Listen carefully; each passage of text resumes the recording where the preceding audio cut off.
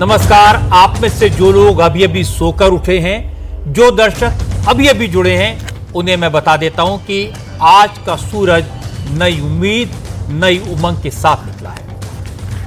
जब आप गहरी नींद में सो रहे थे, उस वक्त पाकिस्तान में गोले बरस रहे थे, आतंक के अड्डे बर्बाद हो रहे थे। भारत ने पहलगाम हमले का बदला ले लिया है। पाकिस्तान में मौजूद दहशतगर्दी के अड्डों को हमारी फौज ने तबाह कर दिया है, बर्बाद कर दिया। भारत के इस बदले को नाम दिया गया था ऑपरेशन सिंदूर। पहलगाम में पाकिस्तानी आतंकवादियों ने हमारी बहनों बेटियों का सिंदूर उजाड़ा था। आज हमारी फौज ने ऑपरेशन सिंदूर के तहत पाकिस्तान में मौजूद आतंक के अड्डों को मिट्टी में मिला दिया।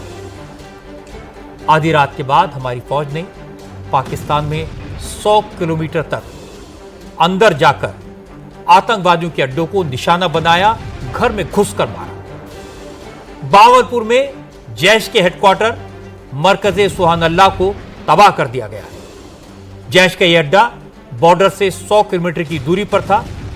मुरीदके में लश्कर का हेडक्वार्टर है। मुरीदके सामा सेक्टर में 30 किलोमीटर की दूरी पर है। यहां हाफिज सईद का अड्डा था। मरकज़े तैयबा नाम का मदरसा है जिसमें आतंक का पाठ पढ़ाया जाता है। आज के हमले में हाफिज सईद का यह अड्डा नेस्तनाबूद हो चुका है। तीसरा हमला गुलपुर में हुआ, जो एलओसी से 35 किलोमीटर दूर है। इंटेलिजेंस एजेंसीज ने जानकारी दी थी, इसी जगह पर पुंछ में 2023 में हुए हमले की साजिश रची गई थी। आतंक के इस अड्डे को भी उड़ा दिया गया। एलओसी से 30 किलोमीटर दूर लश्कर का कैंप सवाई है, इसे भी पूरी तरह तबाह कर दिया गया। बिलाल कैंप में जैश ए मोहम्मद के लॉन्च पैड को बर्बाद कर दिया गया है। एलओसी से 15 किलोमीटर दूर कोटली कैंप में लश्कर के बम्बर कैंप को उड़ा दिया गया। इंटेलिजेंस ने इस कैंप में कम से कम 50 आतंकवादियों की मौजूदगी की खबर दी थी। एलओसी से 10 किलोमीटर दूर आतंकवादियों के बरनाला कैंप को भी डिस्ट्रॉय कर दिया गया है। इंटरनेशनल बॉर्डर से 8 किलोमीटर दूर जैश ए मोहम्मद के सरजल कैंप को भी तबाह कर दिया गया है, मिट्टी में मिला दिया गया है। और इंटरनेशनल बॉर्डर से 15 किलोमीटर दूर सियालकोट के महमूना में हिजबुल मुजाहिदीन के कैंप को भी उड़ा दिया गया है। पहली बार पाकिस्तान की हुकूमत, पाकिस्तान की फौज ये मानने को मजबूर हो गई कि भारत ने हमला किया। उन्होंने माना भारत ने घर में घुसकर मारा है और बहुत बुरी तरह मारा है। पाकिस्तान सरकार की तरफ से जो बयान जारी किया गया, उसमें कहा भारत ने पाकिस्तान के एयर स्पेस को वायलेट किया, पाकिस्तान में मिसाइल से हमला किया है।